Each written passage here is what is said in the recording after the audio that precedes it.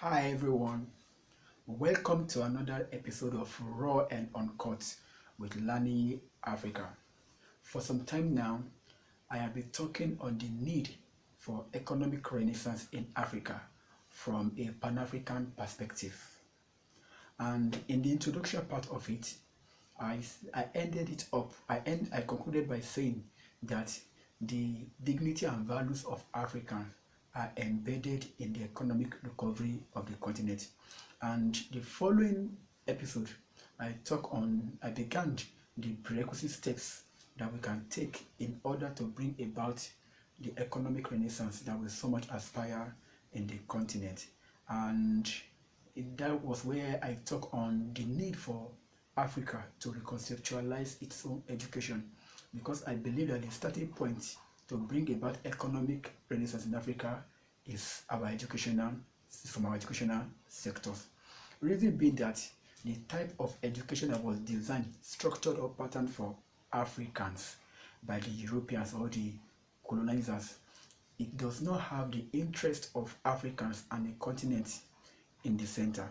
Those systems were designed to continue the facilitation of the exploitation of Africa by the Europeans. And I was able, in that episode I prescribed and or recommended to us that we need our own model of education. We need an harmonized education systems responsive to the need of Africa, taking into account Africans' aspiration and capacity in terms of human and material resources. And that we need systems that produce Africans with appreciate attitudes, values, knowledge, and skills to facilitate the development of Africa. So, but in this episode, I'll be talking on another prerequisite steps, which is the need for Africans to take the lead in the economic development of Africa. As I always say it everywhere I am opportuned or privileged to speak in respect to this topic, I always say that foreigners cannot develop African for us. And the reason being that the fundamental aims and purpose, the sole purpose of every foreigners coming to Africa to invest is not for the love of Africa or Africans. It's not for the development of the continent, but for their profiting, their benefit, and development of their motherlands. To most of these foreigners, coming to most of these foreigners, Africa is more or less like a fertile farming ground. So they come to Africa with their resources as seed to be planted, and after harvest they go back to wherever they came from. Most of them see Africa as thriving, as a good marketplace for them to display their innovation, their creativity, and make fortune out of it.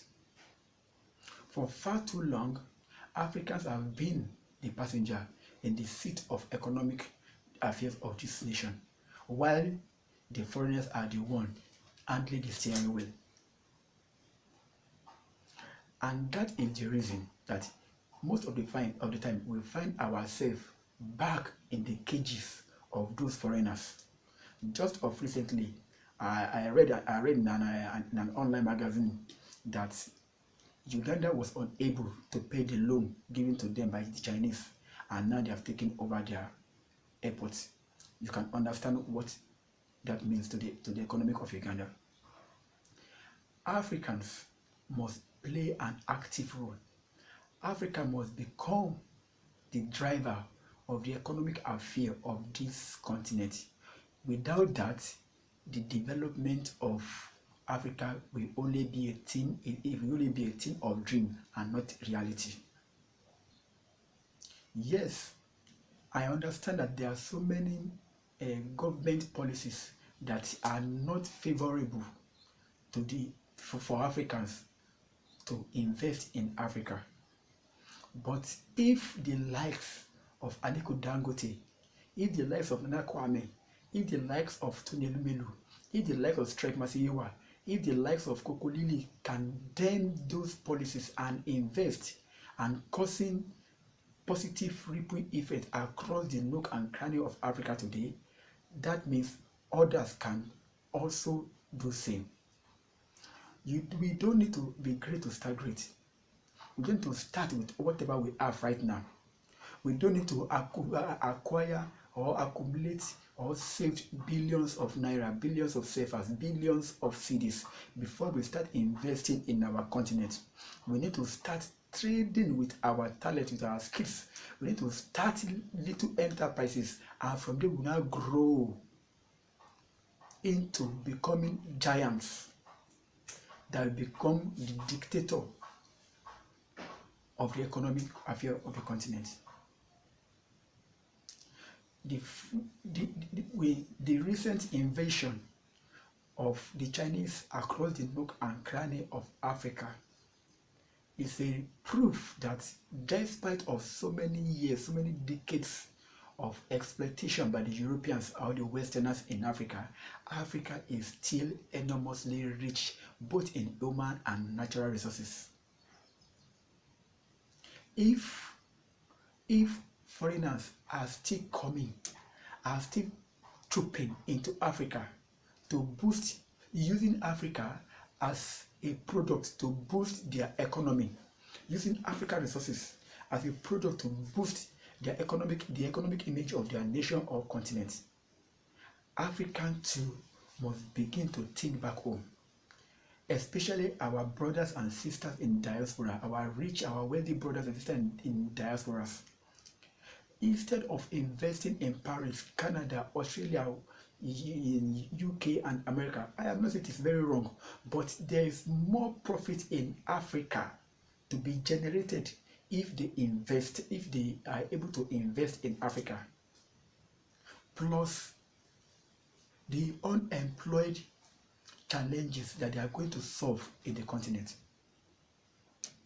It is high time we take the lead in order to steer the course of this continent into a desirable destination.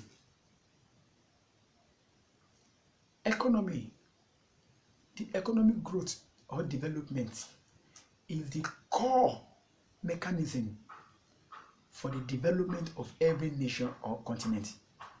And Africa, to the envy of the whole world, is so much blessed. We have everything we need to meet our needs in Africa. But this cannot happen without us, without the Africans being or playing an active role at the center of these resources. We should be the one that should control our economy and not the other way around. How many Africans are controlling the economy of Chinese in China the way they are doing Africa? How many Africans are controlling the economy of UK, of Europe, of America, the way those Europeans or Americans are controlling the economic affair of Africa in Africa for their benefit? It is high time we wake up and start from our little corners and start from rural environment and begin to invest and begin to trade judiciously with our resources, with our talent, with our skills and innovative minds. That is the only way that we can turn around the history, that we can change the history of this continent. Without Africans, Africa means nothing.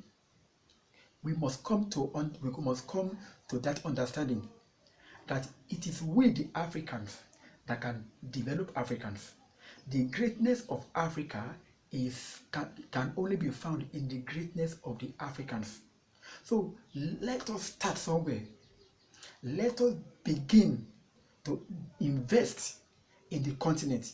Let us begin to make judicious use of our resources with one fundamental purpose, which is to develop our continent. And as we are doing that directly and indirectly, we will be solving several other challenges that have been causing underdevelopment, that has been impeding or inhibiting the development of this continent. Thank you.